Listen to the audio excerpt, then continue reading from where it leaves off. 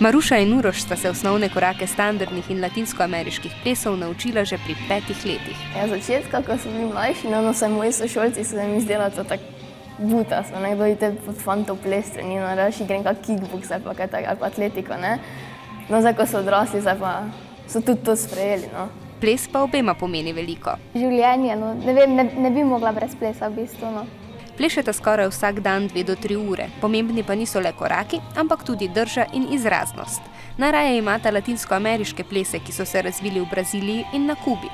Pri standardu je skozi tista konstantna drža, tu pa lahko vse iz sebe daš, no, ko plešeš latinskoameriške plese.